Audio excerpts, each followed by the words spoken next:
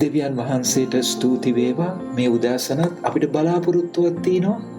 අපි අමාරුකම් අපේ අවස්ථාවල් හරි බැරෑරුම් වෙනකොට කිතු බැතියන් හැටියට අපිට තියෙන බලාපොරොත්තුව ගැන බයිබලයේ මොකක්ද කියන්නේ මගේ සහෝදරය සහෝදරිය? අපි මේ අවස්ථාවල් කොයි විදිහටද දකින්නේ? අපේ අමාරු අවස්ථාවල් අපි දකින විදිහ. පවුලුතුමා දෙවෙනි කොරින්ති 12 වෙනි පරිච්ඡේදයේ මෙන්න මෙහෙම කියනවා.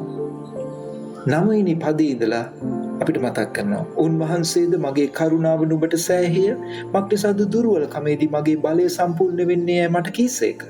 එබැවින් ක්‍රිස්තුස් වහන්සේගේ ශක්තිය මා කෙරෙහි පිහිටන පිණිස මගේ දුර්වලකම් ගැන ඉතා සන්තෝෂයෙන් පාරට්ටු කරගන්නෙමි. ඒ හේයින් ක්‍රිස්තුස් වහන්සේ උදෙසා පැමිණෙන දුර්වලකම් වලටත් අන්තරාය වලටත් හිඟකම් වලටත් පීඩා වලටත් විපත්ති වලටත් ප්‍රසන්නව සිටිමි. මක්නිසාද මම දුර්වලව සිටින කලම ශක්තිමත්ව සිටිමි.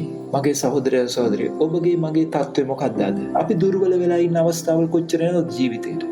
හැබැයි පවුලුතුමා උගන්වන අපිට පාඩම යේසුස් ක්‍රිස්තුස් වහන්සේ මේකට උත්තම ආදර්ශය.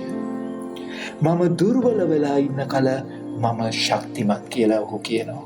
මගේ සහෝදරය සහෝදරිය, ඔබගේ මගේ ජීවිතයේ හැම දුර්වලකමකදීම ඔබයි මමයි කොහොමද ශක්තිමත් වෙන්නේ? පවුලුතුමා පෙන්නනවා.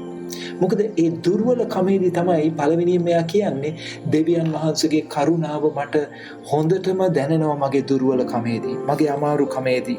මොකද වෙන පිහිටක් නැහැ, වෙන සරණක් නැහැ. තුන් පාරක් දැන් යාඥා කරලා තින්නේ.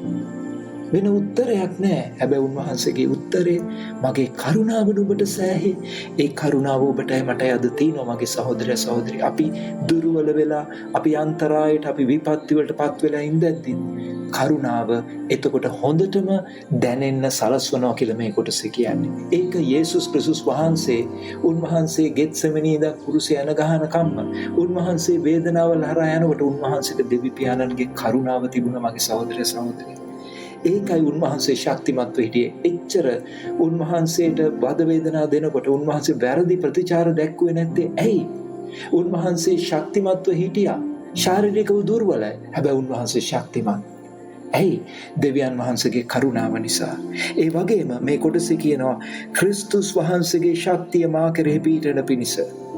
ක්‍රිස්තුස් වහන්සේගේ ශක්තිය හොඳටම දැනෙනවා අපි දුර්වල වෙලා ඉන්නකොට. මගේ සහෝදර සහෝදරි, ක්‍රිස්තුස් වහන්සේගේ ශක්තිය මොකද්ද? උන්වහන්සේ ශාරීරිකව හැම දුර්වලකමකින්ම වේදනාවට පීඩාවට ලක් වෙනකොට උන්වහන්සේ නිර්භීතව ඒවට මුහුණ දෙන්න උන්වහන්සේට තිබිච්ච ශක්තිය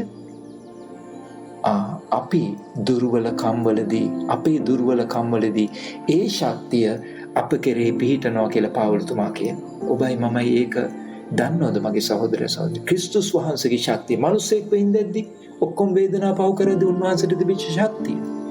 ඒ ශක්තිය උන්වහන්සේව ශක්තිමත් කරා. අද ඒ ශක්තිය ඔබයි මායි එක්ක. ඉතින් පවුලුතුමා කියනවා මම මේ දේවල් ගැන සන්තෝෂ වෙනවා. අපිට තියෙන වේදනාවල්, අමාරුකම්, අපේ දුක් වෙන අවස්ථාවල් නෙමේ, ඒවා අපිව ශක්තිමත් කරන අවස්ථාවල්. ඒකට හේතුව දෙවිදුන්ගේ කරුණාව තියෙනවා, ක්‍රිස්තුස් වහන්සේගේ ශක්තිය තියෙනවා.